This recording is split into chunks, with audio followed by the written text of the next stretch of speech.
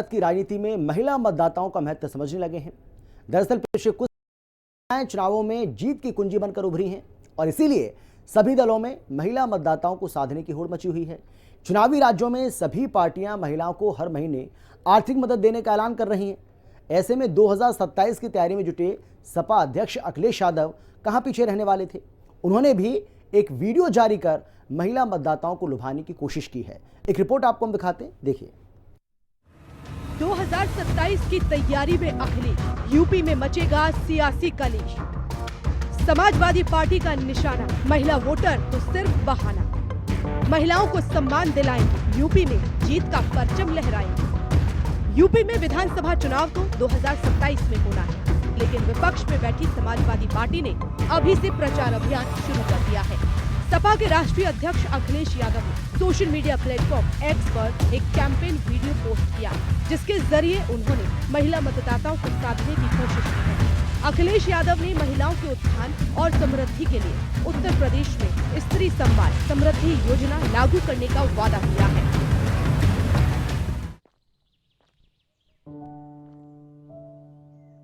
मुश्किल हालातों में आंसू ना आए इनकी आंखों में।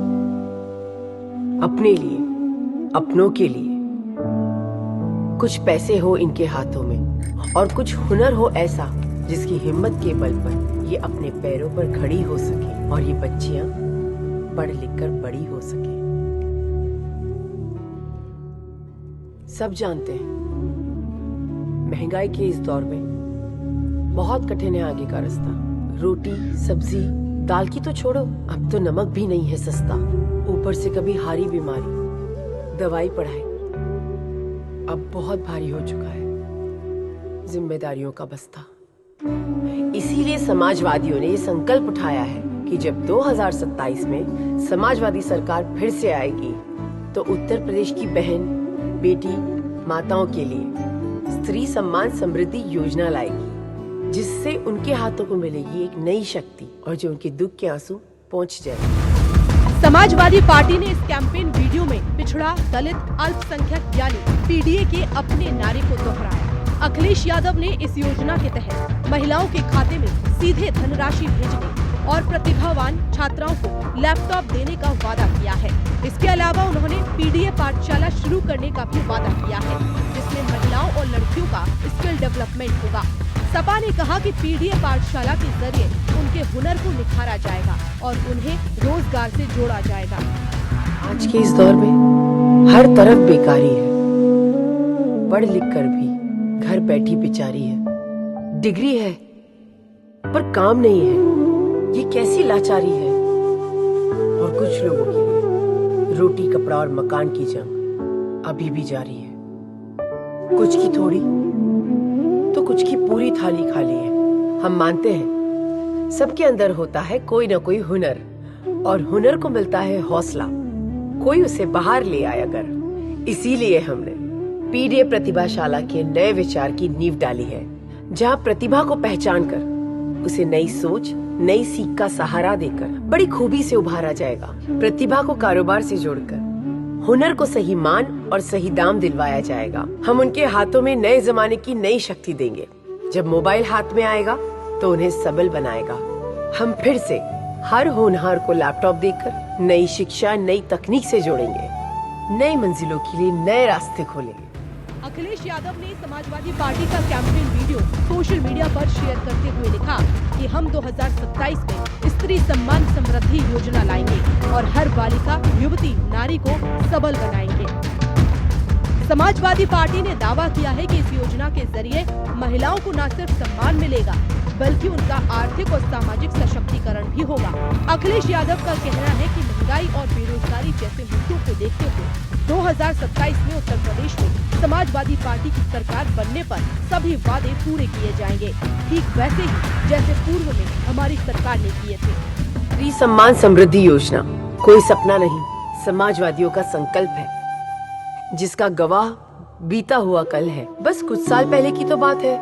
उत्तर प्रदेश की समाजवादी पेंशन स्कीम आज भी माताओं बहनों को याद है, जब पूरे देश में सबसे पहले समाजवादियों ने माताओं बहनों के खातों में हर महीने सीधे सीधे पैसे पहुंचाए थे। जो परेशानियों में उनके बहुत काम आए थे। औरों को तो इस बात का ख्याल बहुत बाद में आया और उन्होंने वोट पाने के लिए बाद में इसे अपनाया। लेकिन समाजवादियों ने सच्चे मन से की थी सबसे पहले इस मदद की शुरुआत, जिसमें थी नारी की भलाई की बात। जैसे पिछली समाजवादी सरकार में वादा निभाया था, वैसे ही 2027 में भी निभाएंगे, जब आप सबके आशीर्वाद से समाजवादी फिर से अपनी सरकार बनाएंगे। पीडीए में शामिल आधी आबादी मतलब बहन, बेटी, माता, दादी, सबके चेहरों पर फिर से वही पुरानी मुस्कान लाएंगे। साइकिल की घंटी जैसी मधुर धुन जिंदगी में भी लाएंगे।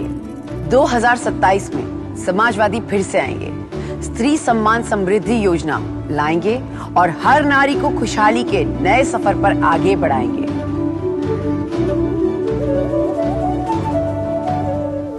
असल में सभी राजनीतिक दल भारत की राजनीति में महिला मतदाताओं का महत्व समझने लगे हैं। महिलाएं चुनावों में जीत की कुंजी बनकर उभरी हैं। इसीलिए सभी दलों में महिला मतदाताओं को साधने की होड़ मची है।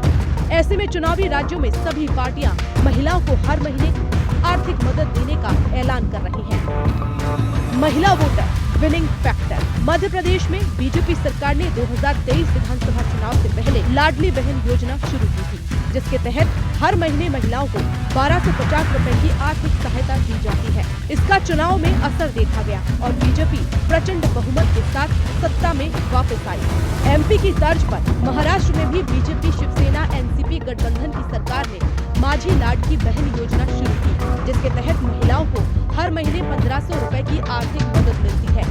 इस योजना का असर ये हुआ कि बीजेपी वाले महायुति गठबंधन की सरकार ने प्रचंड बहुमत के साथ महाराष्ट्र विधानसभा चुनाव में जीत दर्ज की। इसी तरह छत्तीसगढ़ में महतारी वंदन योजना के तहत हर महीने महिलाओं को 1000 रुपए मिलते हैं।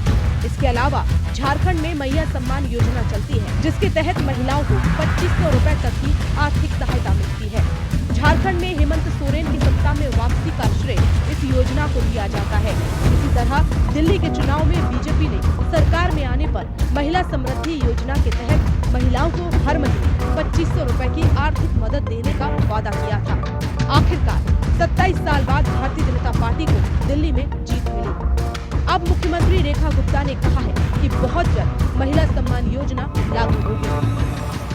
हम जनता की उन सारी आकांक्षाओं की पूर्ति के लक्ष्य को ध्यान में रखते हुए सभी वर्गों की उन्नति, कल्याण और सर्वांगीण विकास के लिए कृत संकल्प हो दिल्ली के विकास की रफ्तार को तेज करने के लिए सरकार जो है समाज के सभी वर्गों को साथ में लेते हुए उनके सुझावों को शामिल करने का प्रयास करेगी। ये बजट विकसित दिल्ली बजट है और इसमें जनता के प्रत्येक वर्ग के सुझाव शामिल हो। इस संकल्प पत्र में जो फोकस के क्षेत्रों में हमने महिलाओं को आर्थिक सहायता, स्वास्थ्य सेवा का विस्तार, सार्वजनिक परिवहन को बढ़ावा, प्रदूषण को कम करना, नौकरियां, शिक्षा की बेहतर व्यवस्था, गरीबों को सस्ती पौष्टिक भोजन, वरिष्ठ नागरिकों का कल्याण, यमुना नदी की सफाई, कल्याणकारी योजनाओं को जारी रखना जैसे महत्वपूर्ण विषय हमारे संकल्प पत्र में शामिल हैं। माना जा रहा है कि इसके लिए रजिस्ट्रेशन की प्रक्रिया 8 मार्च से शुरू होगी। शायद इन उदाहरणों को देखकर सपा प्रमुख अखिलेश यादव ने उत्तर प्रदेश की सत्ता में वापसी के लिए महिलाओं को सरकार बनने पर आर्थिक मदद देने का वादा किया है।